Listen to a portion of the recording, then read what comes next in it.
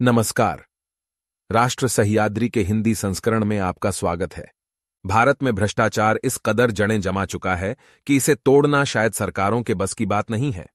हर चुनाव में भ्रष्टाचार एक बड़ा मुद्दा होता है। जो भी सरकार बनती है वो भ्रष्टाचार खत्म करने के बढ़ चढ़कर दावे करती है। लेकिन यह सच है कि हर साल भारत में भ्रष्टाचार दुनिया के किसी भी देश से ज्यादा बढ़ रहा है।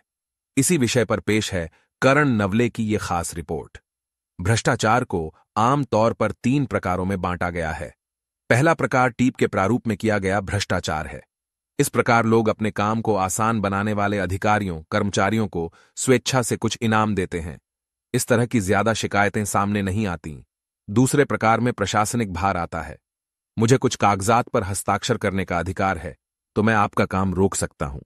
इस तरह अपना रुतबा जताकर कुछ सरकारी अधिकारी और कर्मचारी आम लोगों को दफ्तर के चक्कर काटने लगाते हैं और गलत तरीकों से पैसा कमाते हैं। इस तरह की अधिकतर शिकायतें आम तौर पर सामने आ रही हैं। तीसरा प्रकार सबसे खतरनाक है और वो है नीतिगत निर्णयों में भ्रष्टाचार, जिसमें कोई अधिकारी या पदाधिकारी ये जानते हुए भी कि उसका कोई निर्णय व्यापक सार्वजनिक हित के लिए हानिकारक है, सिर्फ अपने या किसी नजदीकी शख्स के फायदे के लिए उस बात से रजामंद हो जाता है। राज्य और केंद्र की निर्णय प्रक्रिया में अधिकारी और पदाधिकारी ऐसा भ्रष्टाचार करते हैं। इस प्रकार के कुछ भ्रष्टाचार तो अभाव से ही उजागर हो पाते हैं। कभी हमें ये देखने मिलता है कि जिन लोगों को हम कई वर्षों से पूजते और अपना आदर्श मानते आए हैं, वो ऐसे ही भ्रष्टाचार के खुलासे के कारण जेल जा चुके हैं। कुछ दिन पहले स्वाभिमानी किसान संघ के नेता राजू शेट्टी ने मुख्यमंत्री को पत्र लिखकर सरकारी दफ्तरों में भ्रष्टाचार की दरों का ऐलान किया था। उन्होंने मुख्यमंत्री को ग्राम सेवक, तलाठी, डिविजनल मजिस्ट्रेट, उप अभियंता, कार्यकारी अभियंता, बीडीओ, तहसीलदार, शिक्षा अधिकारी, कलेक्टर जैसे विभिन्न पदों पर कार्यरत अधिकारी कर्मचारियों को किस काम के लिए कितना पैसा लेते हैं, इसकी सूची सौंपी थी। उन्होंने सरकार को चुनौती भी दी कि अगर मेरे द्वारा दी गई जानकारी गलत है तो मेरे खिलाफ मामला दर्ज कराया जाए। लेकिन सरकार ने उन्हें क्या जवाब दिया, ये कभी पता चल नहीं पाया। राज्य में एक भी विभाग ऐसा नहीं है जहां सरकारी काम बिना रिश्वत के होता हो। हर जगह शिकायत दर्ज कराने से थक जाने के बाद लोग आखिरी इलाज के तौर पर अदालत की ओर देखते हैं। वहां भी हाल ही में छत्रपति संभाजीनगर जिले में एक वकील द्वारा एक अपराधी को मैनेज करने के नाम पर 30,000 की रिश्वत लेने का खुलासा हुआ था। आए दिन भ्रष्टाचार की कई खबरें पढ़ने को मिलती हैं। चूंकि चुनावों में वोट के लिए नागरिकों को रिश्वत दी जाती है, तो मैंने कितने रुपये बांटे, ये बात उम्मीदवार सीना तान कर कहते हैं। उन्होंने कहीं कुछ गलत किया है, इस बात की शिकंज तक उनके चेहरे पर नहीं आती।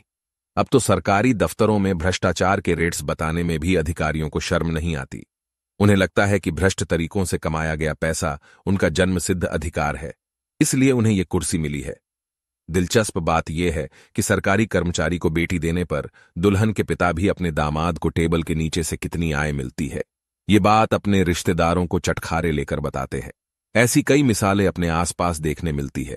मोदी सरकार न खाऊंगा न खाने दूंगा कहकर सत्ता में आई थी। हालांकि पिछले कुछ वर्षों में महालेखा परीक्षक की रिपोर्ट और अन्य जांचों से यह स्पष्ट हो गया है कि भ्रष्टाचार पर नियंत्रण पाना इस सरकार के लिए भी एक चुनौती है।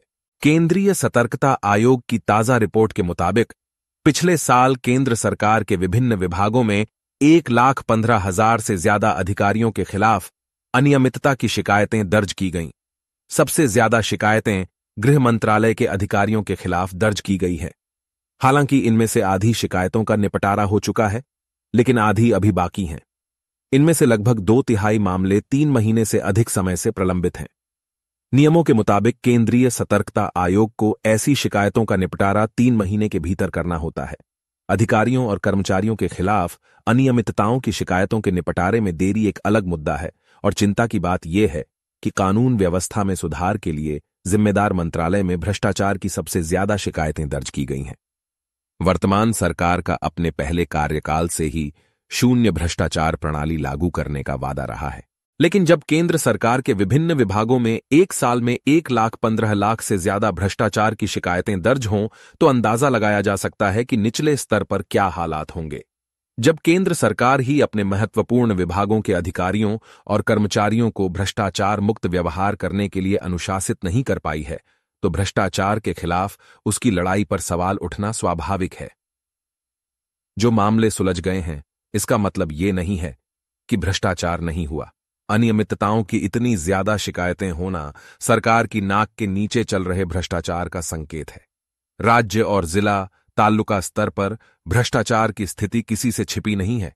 सरकारी विभाग में बिना रिश्वत दिए छोटा मोटा काम कराना भी बड़ी चुनौती है। इस पर अंकुश लगाने के लिए केंद्र और राज्य सरकार ने आवेदन लेने और उनका डिजिटल तरीके से निस्तारण करने की नई प्रक्रिया लागू की है। अधिकारियों और कर्मचारियों ने भी रिश्वत और कमीशनखोरी का नया तरीका ढूंढ लिया है। ग्राम पंचायत, तालुका और जिला कार्यालयों और कई स्थानों पर प्रत्येक कार्य की दरें अघोषित रूप से तय की जाती हैं। ऐसे में कोई भी सरकारी काम बिना रिश्वत के नहीं हो सकता, ऐसा आम लोगों का मानना है। ठेके देने के लिए भरपूर कमीशन की शिकायतें अक्सर सुनने को मिलती हैं। अगर केंद्र और राज्य सरकार वास्तव में भ्रष्टाचार पर अंकुश लगाने को लेकर गंभीर होती, तो अधिकारी और कर्मचारी इतने बड़े पैमाने पर अनियमितता करने की हिम्मत नहीं दिखाते। अंत में जो असल में होता है वही सामने आता है। ये कहावत ये सटीक बैठती है। हमारे ये बुलेटिन आपको कैसे लगते हैं, ये हमें कमेंट करके जरूर बताएं। हमारा हर नया बुलेटिन आप तक सबसे पहले पहुंचे, इसके लिए सब्सक्राइब भी करें और लाइक करना बिल्कुल न भूलें। धन्यवाद।